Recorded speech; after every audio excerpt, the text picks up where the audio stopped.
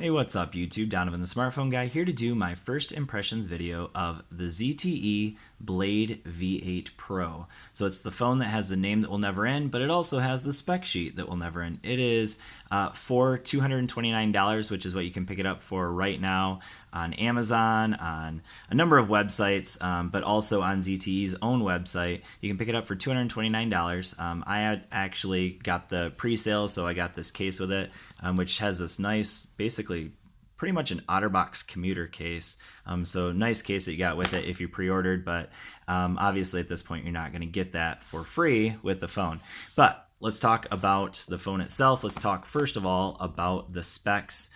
So I will mention real quick, ironically, I am shooting this on the Honor 6X, which I think is the phone that everyone is comparing it to. So I will be doing some comparison videos between the two phones. That will come in the future. But for now, we're going to talk about the ZTE Blade V8 Pro. So let's take a look at the specs on the back here. So we have the Snapdragon 625 processor, which is a very efficient and very snappy processor. Octa-core 2.0 gigahertz. It is 5.5-inch Full HD display, so that's 1080p with Corning Gorilla Glass 3. It does come with this like factory screen protector, but you can see that it has that little flap, so you're probably not going to keep that on very long, so I'll probably end up getting some tempered glass for it eventually. So it does have 3 gigs of RAM with 32 gigs of onboard storage, expandable to 128 gig with a micro SD card. It is running Android 6.0.1 out of the box. In terms of updates, we don't know. ZTE hasn't really come out and said if they're going to be updating when or if they're going to be updating this phone. As far as I know, I could be wrong. Fingerprint sensor is right up here in the front. This is probably a huge selling point. It has these dual 13 megapixel cameras on the back. So you can get that bokeh effect, which is pretty cool. So we'll look at that in a little bit. And it has 8 megapixels on the front. It does also have dual flash. I should have mentioned that as well. It has a 3140 milliamp hour battery with quick charge. So we'll talk about that a little bit. So far, the battery life just seems to be stellar to me. And I got it at 81%. I've had it in hand for about 5 hours. So we'll take a look at what the battery statistics look like in a little bit. And that's with downloading a crap ton of apps. So I think it had to download 102 apps. And so far, yeah, it's working really well. It does also have that Dolby Hi-Fi audio. That I think is more for the headphone experience, which I haven't tested out yet, because I'm going to take a listen to the speaker in a little bit, which I'm going to tell you kind of a spoiler alert. The speaker on the bottom of this phone just isn't all that great. And I said the same thing about the Honor 6X, but the Honor 6X actually, to me, has a better bottom firing speaker, which is kind of interesting because I thought it would be worse.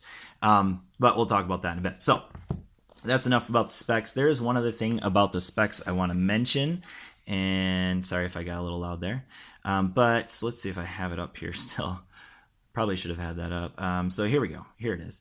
All right, so one thing I want to mention here is that when you look at the spec sheet and you look at the actual where's it at? Here it is. So we have our network, so it is LTE, of course. But if you look here, it has bands 2, 4, 5, 7, and 12 is all it shows for LTE bands. But what I wanted to point out real quick is I live in an area that gets LTE with band 17. So this was also true with the Honor 6X, which also didn't show band 17. But when I go in here to LTE Discovery, there it is, band 17, full service. So it does apparently have band 17, or my understanding is that maybe band 12 is doubling as band 17. I'm not exactly sure why or how or whatever that is. I'm not sure about the technology behind that, but I do know that for certain I have full bars of 4G LTE on Cricket Wireless, and of course that would be also with AT&T as well. So definitely a thumbs up there. Something I wasn't 100% sure of when I bought it, and that was true of the 6X as well.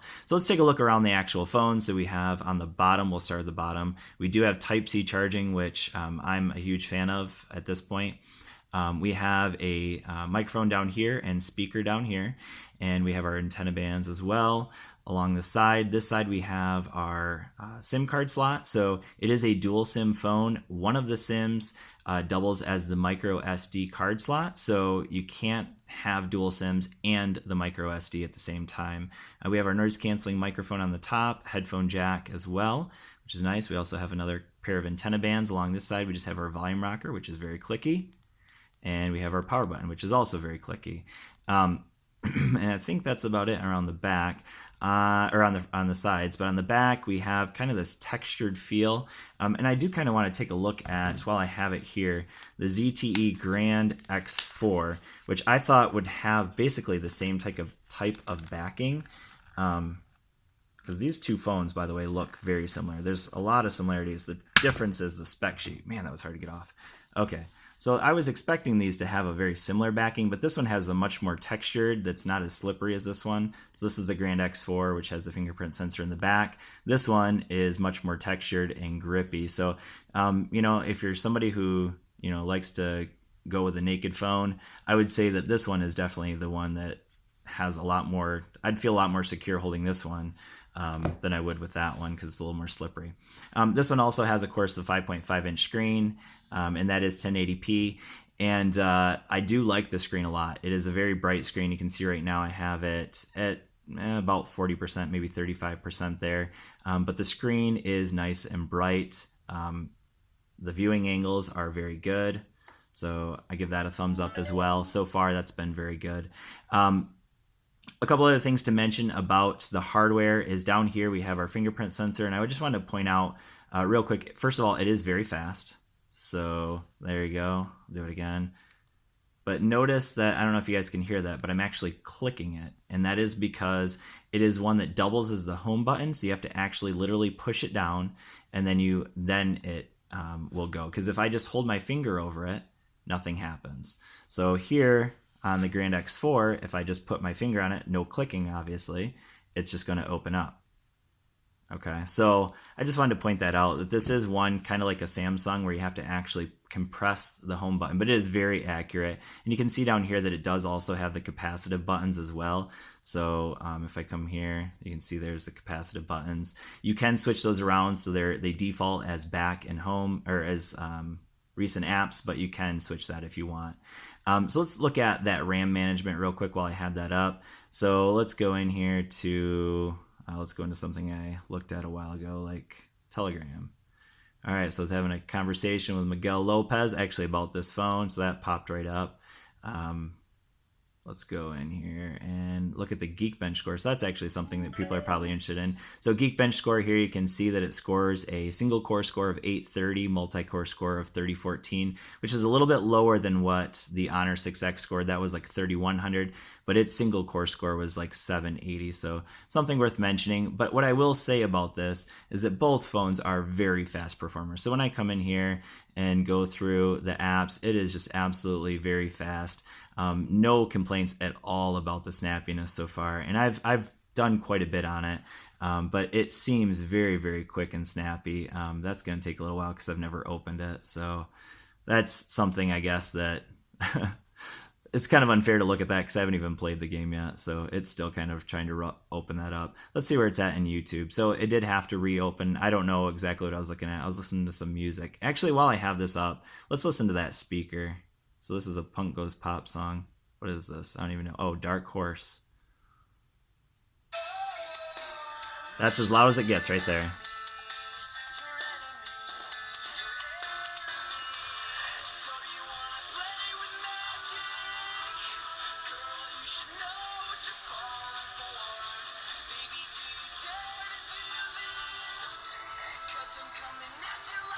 All right, so Our Last Night, just in case anyone was wondering what band that is. All right, so anyways, it's not a very loud speaker at all.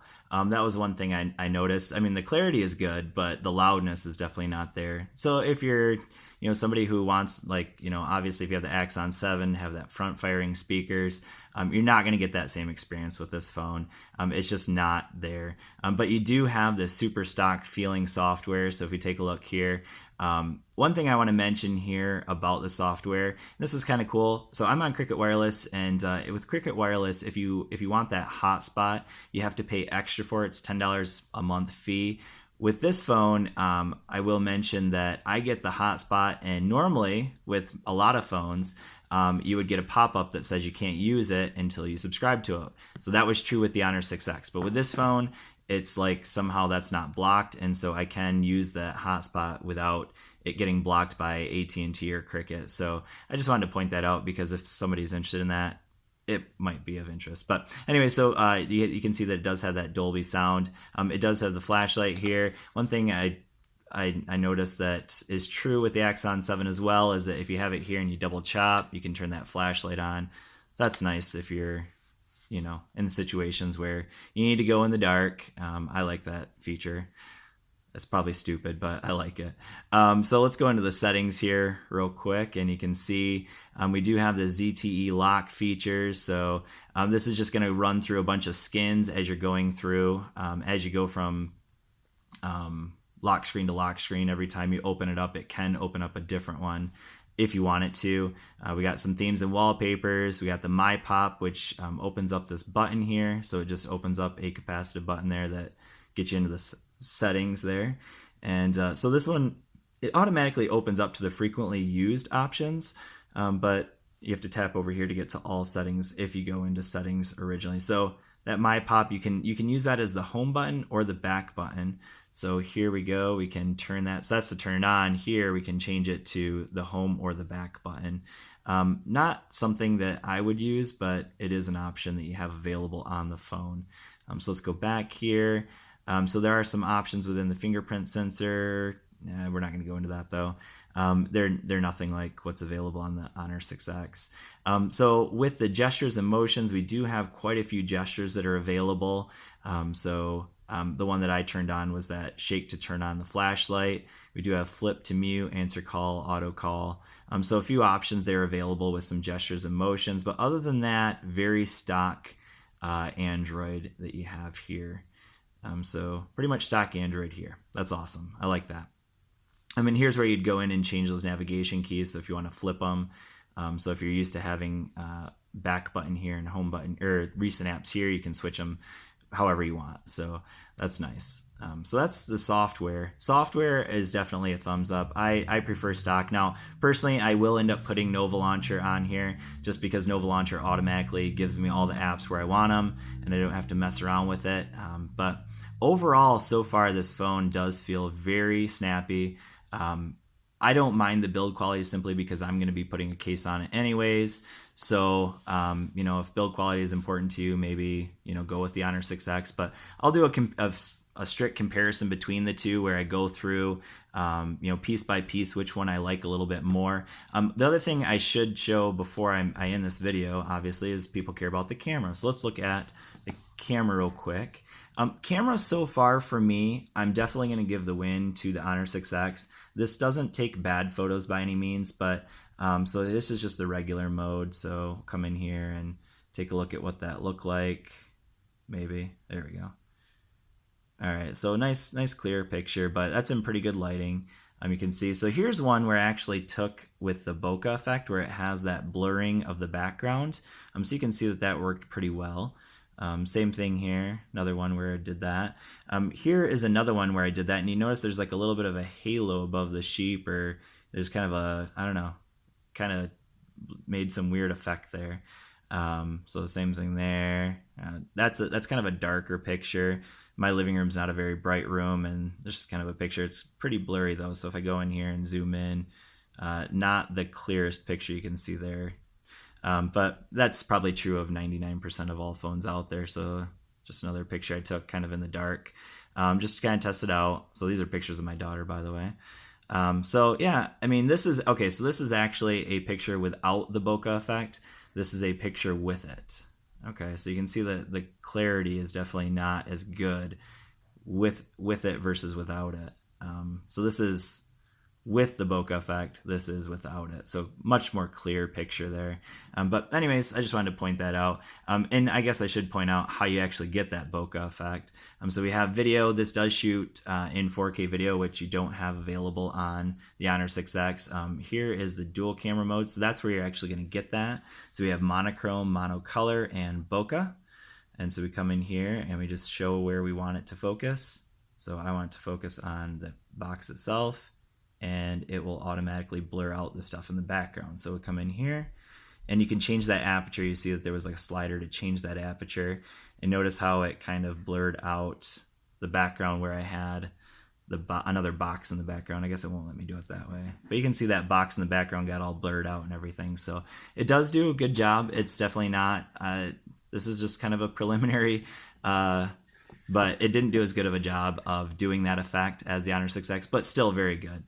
So this phone has a ton to offer for $229. Right now, my first impression is that it's totally worth it. Battery life seems great. Cameras are good, not great. But overall, just a fantastic phone with lots of specs. There's nothing really that I think is bad about the phone at this point. And for $229, it's an easy, definite go. And anyways, thanks for watching. I'll be doing, subscribe to this channel for follow-ups and comparisons with the Honor 6X. Thanks for watching. I hope you enjoyed this. If you have any questions, go ahead and leave those down in the comment section. And I will see you all in the next video. Peace.